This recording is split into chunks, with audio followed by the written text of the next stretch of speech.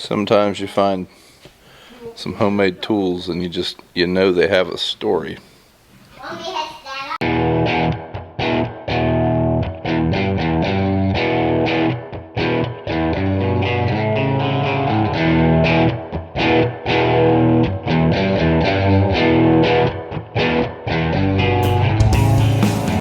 Hey y'all, welcome back to the channel. Today, as you can see, we're working on the Roxor. It's missing some stuff. I took the tires off of it. I had some tires swapped onto those rims. Got some a little bit more aggressive treads for it. So I'm gonna throw those on there real quick. I got an oil change kit. I'll put that in there.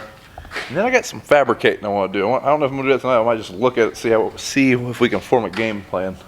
Looky there, much more aggressive than the Goodyears that were on it. These are Milestar Patagonias MTs. Now these are a pretty cheap mud tire, but this was my logic. This thing is going to be in some conditions where it very well will get a flat tire at some point, something run through it. I didn't want to shell out, $250, $300 for a nice mud tire, only to puncture it 10 times. So these were $120 on Amazon. These are 265/75 16s. So they have pretty decent reviews. I figure this thing might get 6,000 miles a year, so if they'll last 2 or 3 years, that'll be great.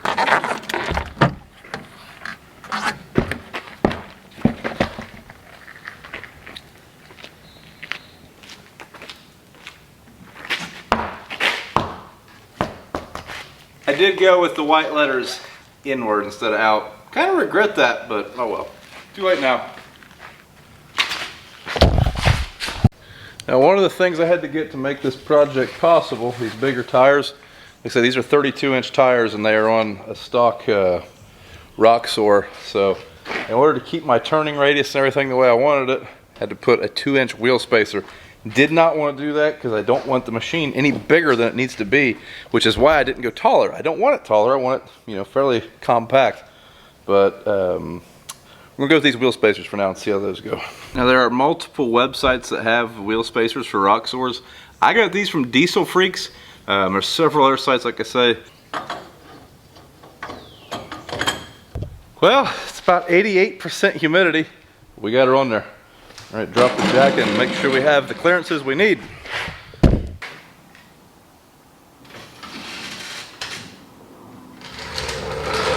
Alright, so one thing I'm not sure of, this is not the factory bumper. This came with the unit though, but it's kind of angled in. Don't know if that's going to be a problem. The factory bumper just came straight out. So this might get trimmed right here.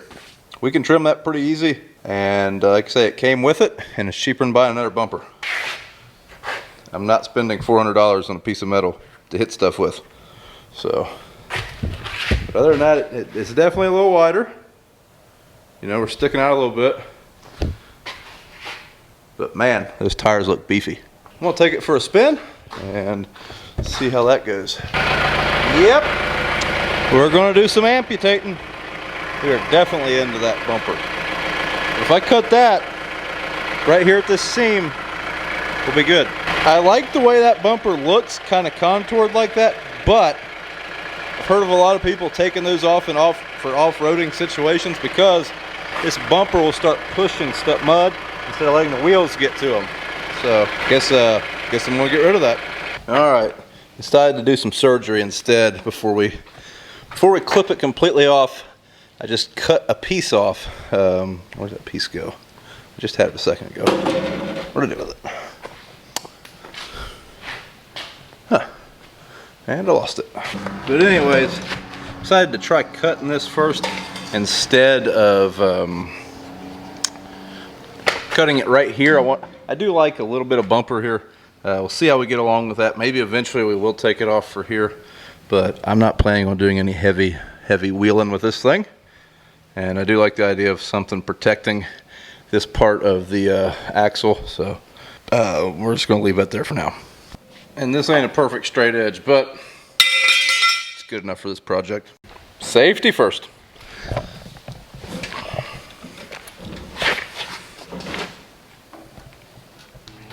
All right, it's not perfect. They're not completely straight.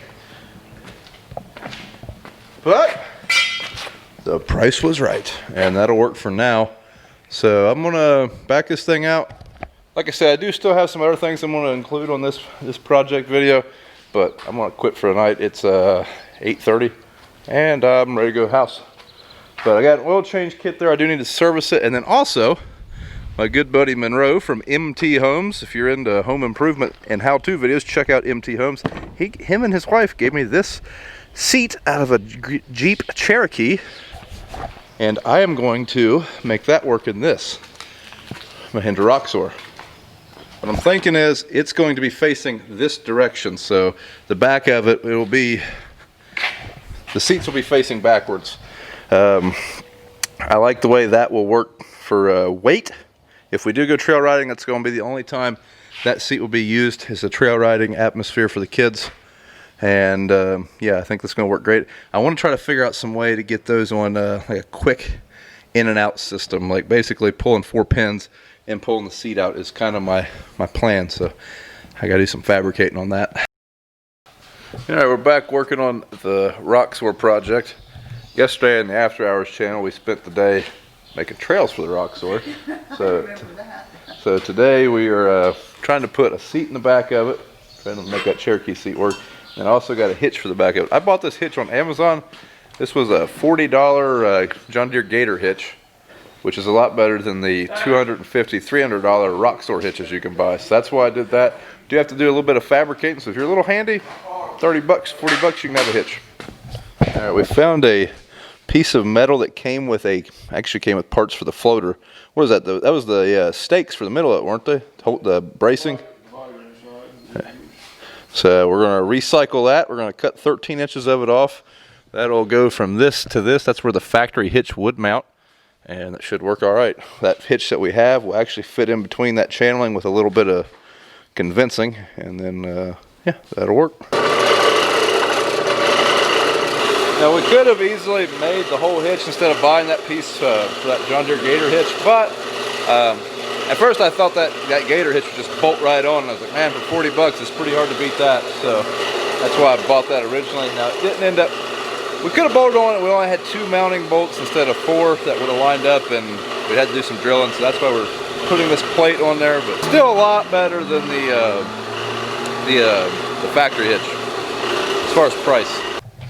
Alright, so now we got to, see, it just doesn't quite fit, so I'm going to grind off a little bit of this piece and see if we can get that to stay in there.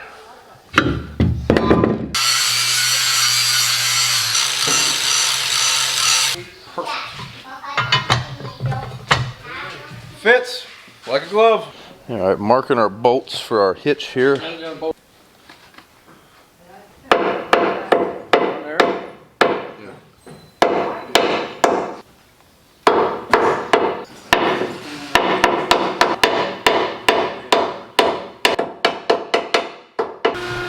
This is our seat project. Got to work on it too, but we'll get that hitch on here first. We're using this template, and we're using a punch. We're just going to punch out holes instead of drilling them. Quicker, a little bit more accurate. And we got it. Might as well use it. We gained some helpers. But one other thing I'm doing while we're doing all this is changing the oil in this thing. So Dad's drilling out a couple holes. We got a little off a little bit, but while he's doing that, I'm going to start draining the oil out of the Roxor. I've put 250 miles on it in the time that I've had this Roxor, but it was used, and the guy told me he had never changed the oil in it. So I think the brake-in oil changes at 200 miles. So definitely need to get that done, and then yeah, we'll have to do that till next year, I hope. One nice thing about the Roxor, just slide right under without it being on jack stands. So there's our oil pan.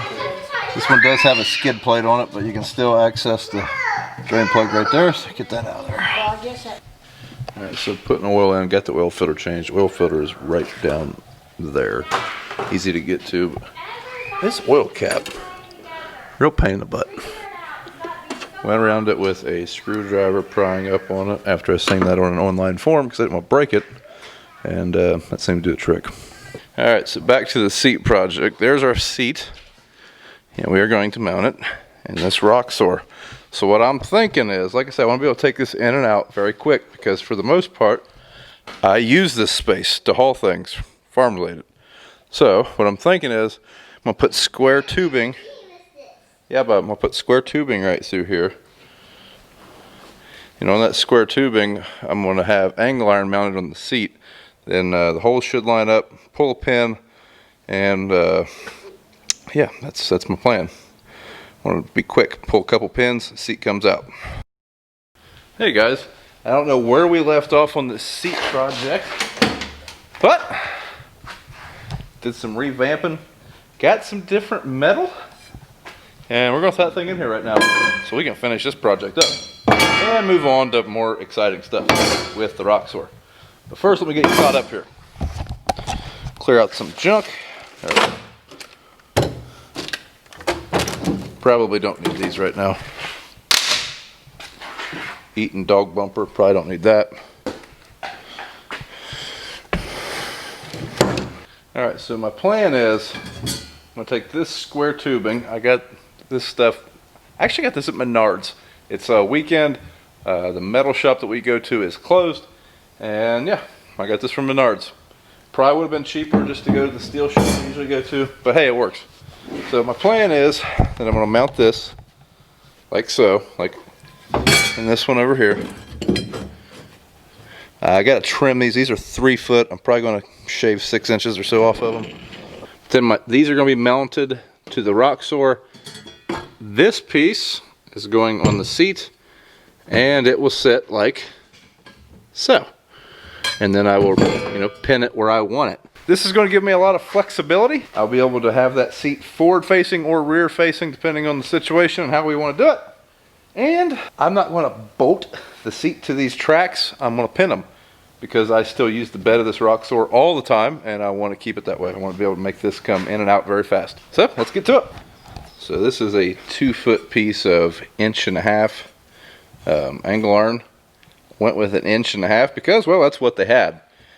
That's 1 inch square tubing. I figured there's going to be a bolt head sticking up. I'd ideally like that bolt head to be resting on this. So I might have to shim some stuff, but that's what's going to work. Tried to paint this with some textured paint, and then I'm going to hit it with some black paint to kind of try to make it match that bed liner. We'll see if that works.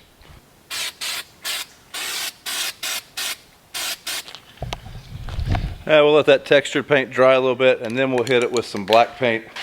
And I mean, it's not going to match perfect, but it'll match this this bed liner. Yeah, okay. I don't have any bed liner with me, and I had those paints. So, all right. So we got my brackets painted. They're dry now, so start bolting these in. Do a little bit of drilling. Looks like we need to do a little bit more drilling. All right. Got these in here now. So I'm going to bolt my brackets to there and just double check where our bars are going to end up being. And yeah, then we'll go from there. Now this is my plan, using these pins and these keys. That way I can, like I say, take this seat in and out pretty quick is my goal. All right, so that is going to work. Here you can see my brackets. But that's going to have to wait till tomorrow. It's getting a little late. I'm going to go home, eat some dinner, and I guess mow the yard. Hey guys, trying to finish up this seat project. I'm putting my bars, whatever you want to call them, putting them down where they're going to get bolted in. One thing I'm noticing is, I've noticed this in several spots with the Roxor. Fit and finish on these is not the greatest. For example, like look at this fender, for example. Like say the body fitment is not the greatest. It's okay, it's an off-road vehicle. But I was planning on running these along this lip here. Like this, like that's actually perfect spacing and everything for where I got to put this. Well, the problem is this one bows out just a little bit. So I got to notch this bracket real quick. Basically just going to grind the corner off of it so it'll suck over to there perfect. I don't want it crooked, because if it's crooked, it's not going to, I'm going to have trouble getting my pins in. This doesn't seem like a good idea. So notch it out, then we'll be right back. All right, get our holes marked and get this thing bolted down.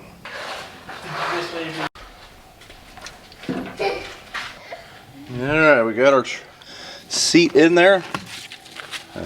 Probably should have used 1.25 inch angle iron instead of 1.5 inches, but oh well. It's in there now. That'll work. All right, so we just went on our first ride and the seat did great. So this project's over. Stay tuned if you're into the Roxor content. We're gonna be adding some power to this thing in the next video.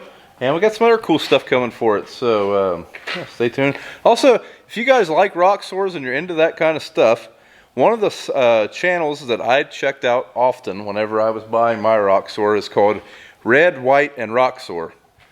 Check that out, guys. Got a Roxor, obviously. A little bit different.